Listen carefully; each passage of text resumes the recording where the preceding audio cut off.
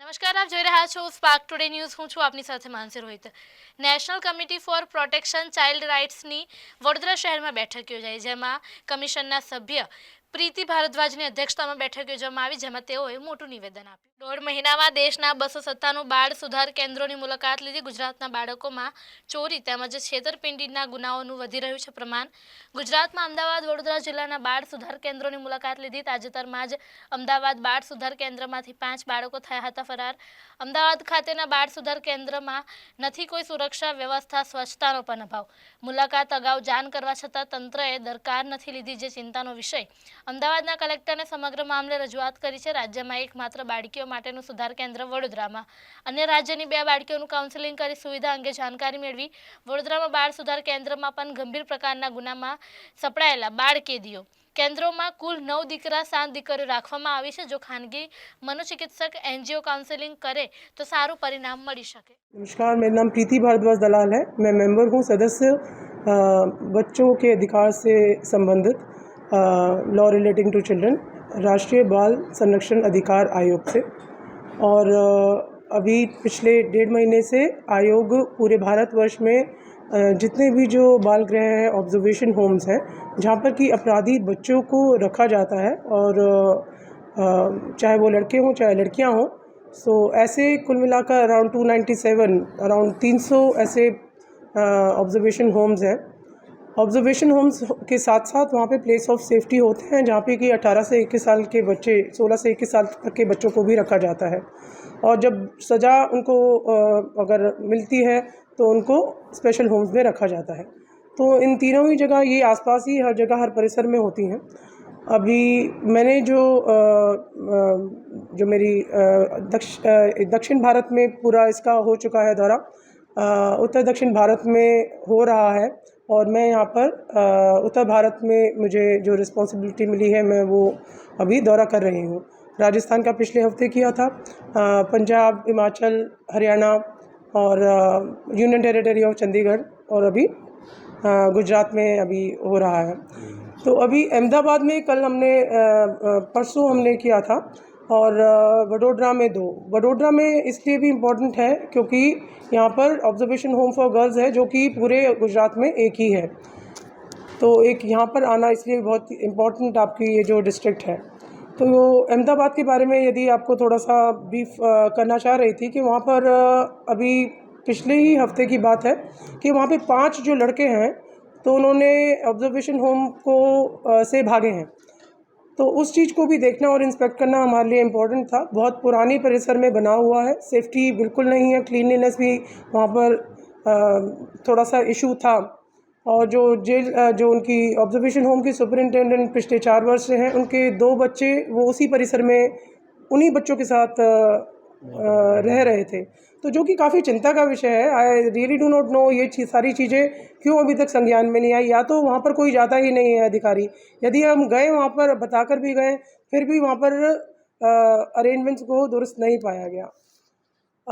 बच्चे वहाँ पर ज़्यादातर जो बच्चे थे, एक इम्पॉर्टेंट चीज़ जो वहाँ पर देखने में ये मिली कि पॉक्सो के केसेस में और मर्डर के केसेस में एक बच्चे ही थे, जो कि बाकी सारे जितने भी, यदि हम राजस्थान में जाएं तो इन 2 हीनियस क्राइम्स के बच्चे सबसे ज़्यादा हैं. और यहाँ पर ज़्यादातर बच्चे जो थे आपके अहमदाबाद में, वो आप लगाएंगे तो चोरी में, या फिर फ्रॉड में, या फिर एक्टिवा या फिर बाइक चुराने में, इस चीज़ में ज़्यादा हैं वो बच्चे. तो आई थिंक अगर वो यहाँ पर हैं, कुछ टाइम के बाद उनको बेल हो जाएगी, तो उनकी प्रॉपर सेंसिटाइजेशन काउंसलिंग की बहुत रिगरस ज़रूरत है, स्पेशली अहमदाबाद में. तो वो सिस्टम इन प्लेस होना चाहिए. तो परवीना जी जो वहाँ की कलेक्टर हैं, उनसे भी मुलाकात हुई. उनको भी इस बात से रूबरू जो भी हमारे को प्रॉब्लम्स आई, जो हमने देखी, या फिर जेजीबी बोर्ड के अध्यक्ष, उनसे भी लाइव उनका कोर्ट चल रहा था, उनसे भी हम मिले. खैर, जो भी कमियां थी हमने वहाँ पे बता दी, बिकॉज ऐसा कोई भी इंस्टीट्यूट नहीं होता जहाँ पर कमियां ना हो. तो अगर 60 से 70% भी अगर 10 के आंकड़े पे हम पहुँचते हैं, तो इसका मतलब कि सेटिस्फैक्ट्री है और इंस्टीट्यूट ठीक काम कर रहा है.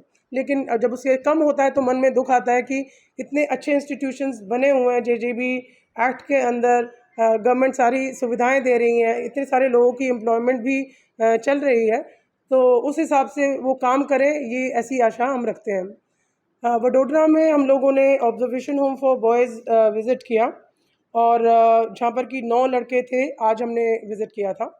और कल हमने ऑब्जर्वेशन होम्स लड़कियों के लिए विज़िट किया था, जो जिसमें लड़कियों को रखा जाता है। वहाँ पे भी 7-8 लड़कियाँ थीं। उसमें से 2 इंटरस्टेट थी, दैट इज़ वो अमृतसर से थी, पंजाब से। कुछ ने काफ़ी संगीन जुर्म में थी, और उनकी भी हम लोगों ने 1 टू 1 काउंसलिंग करने की कोशिश करी, उनके भाव जानने की कोशिश करी, पता करने की कोशिश की यदि उनको वहाँ पे कुछ कमियाँ उनको लगती हैं या क्या वो बेहतर तरीके से यहाँ पर अपना जीवन यापन कर सकती हैं। बिकॉज़ 14 साल की, 15 साल की लड़कियाँ हैं, अगर उनको अगले 3 साल भी अगर यहाँ पे रहना है या फिर किसी भी सीएनसीपी में रहना है, जहाँ पर कि आश्रित लड़कियों को रखा जाता है, तो अपना जीवन आगे कैसे चलाना है। तो एक जब आप अपराधी प्रवृत्ति वो हो जाती है, तो एक ठीठपन आ जाता है। तो उसको काउंसलिंग के द्वारा ही रिग्रेस से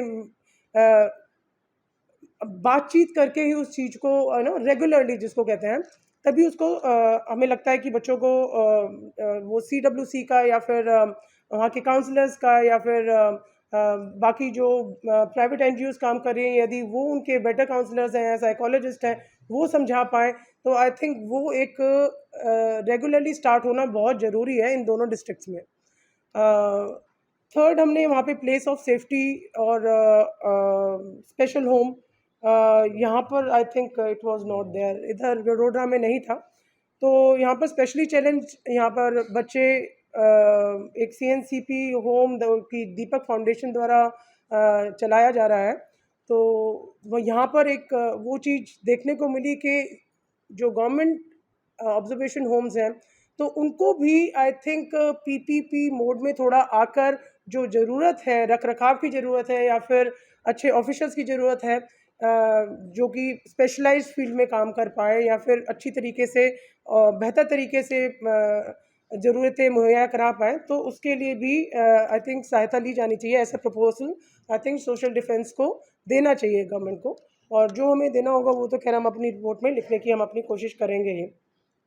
तीसरा, यहाँ पर आज हमने विज़िट जब अपना ख़त्म किया है, तो मैं हृदय से धन्यवाद करना चाहती हूँ सोशल डिफेंस टीम को। मयंक जी हैं, बाकी यहाँ पर पारुल जी हैं, सब लोगों ने हमारी पूरी इस विज़िट को बहुत सक्सेसफुल बनाने की कोशिश करी, और आई थिंक हमारा जो रिकमेंडेशंस जो जाएंगी वो हमें काफ़ी मदद करेंगी। साथ में हमारे यहाँ पर सीडब्ल्यूसी के चेयरपर्सन हैं, इनसे भी बहुत कुछ जानने समझने को मिला। जेजेबी बोर्ड्स के मेंबर हैं, हर महकमे के लोग हैं, आप लोगों का सभी का बहुत धन्यवाद। और आई थिंक अगले दौरे पे जब हम आएंगे, तो जो जो हमें कमियां दिख रही हैं वो अगर ठीक होंगी तो हमें बहुत अच्छा लगेगा।